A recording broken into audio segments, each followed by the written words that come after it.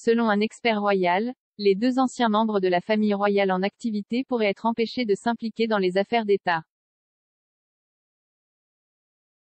Le commentateur royal Robert Hardman a déclaré qu'une réforme constitutionnelle pourrait être en cours sous le roi Charles III, car il pourrait empêcher les ducs de Sussex et des York d'exercer leurs fonctions constitutionnelles. Des propositions sont actuellement à l'étude et pourraient arriver à la Chambre des communes d'ici quelques semaines. Les propositions permettraient au roi de faire appel à des substituts royaux, tels que sa sœur la princesse Anne et son jeune frère le prince Édouard, pour s'occuper des questions constitutionnelles lorsqu'il est à l'extérieur du pays.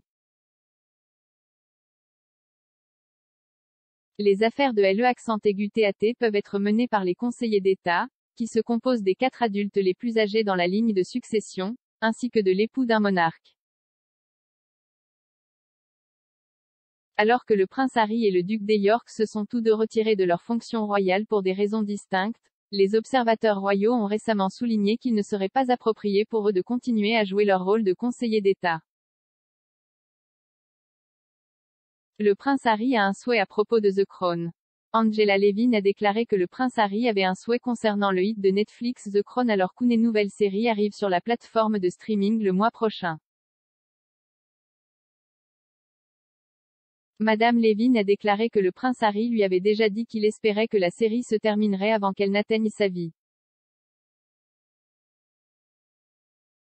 Révélant qu'il a regardé la série, il a déclaré à Madame Levin, « Mon seul problème est qu'ils doivent s'arrêter avant de m'atteindre. » Kate et William stressés à l'idée de s'installer dans une nouvelle maison. La princesse de Galles a récemment déménagé à Adelaide Cottage sur le domaine de Windsor, peu de temps avant la mort de la reine Elisabeth II. La commentatrice royale Katie Nicholl a déclaré, « Ce n'est pas la période de stabilisation qu'il espérait. Bien sûr, ils ont fait ce grand déménagement juste après les vacances des TE pour déménager à Windsor. Une décision importante et assez audacieuse quittant le palais de Kensington, inscrivant les enfants dans de nouvelles écoles, se créant une nouvelle vie à Windsor. Meghan renonce à la menace de la famille royale. La duchesse de Sussex accepte les critiques de sa précédente interview dans un magazine après avoir semblé revenir sur des commentaires sur sa vie dans la famille royale.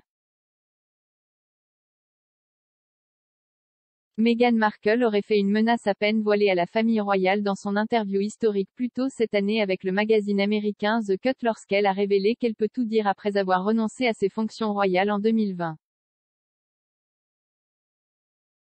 Mais Meghan a semblé faire demi-tour face à cette menace dans sa dernière interview avec le magazine Variety lorsqu'elle a comparé sa vie avant et après.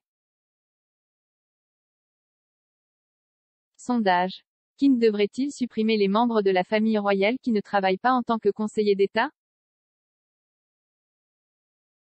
Comme le roi pourrait être sur le point d'apporter des modifications à la liste des conseillers d'État, pensez-vous que certains membres de la famille royale devraient être retirés de ce rôle?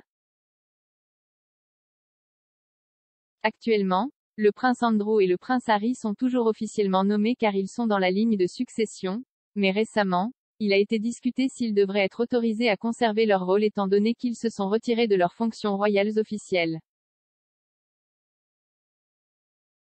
Qu'est-ce que tu penses? Souhaitez-vous garder les princes dans leur rôle ou les changer pour d'autres membres de la famille royale en activité? Le règne du roi Charles menacé par l'apathie. L'auteur royal Katie Nicholl a déclaré que la plus grande menace pour le règne du roi Charles était l'apathie du public. S'adressant au 24 Daily, Madame Nicholl a déclaré, « J'ai parlé à une historienne de la Constitution, le docteur Anna Whitelock, et j'ai pensé que l'une des choses les plus puissantes qu'elle a dites dans son interview est que la plus grande menace pour le règne de Charles est l'apathie. Je pense qu'elle a tout à fait raison. L'idée que les gens vont juste s'arrêter, ils ne seront pas intéressés par la monarchie.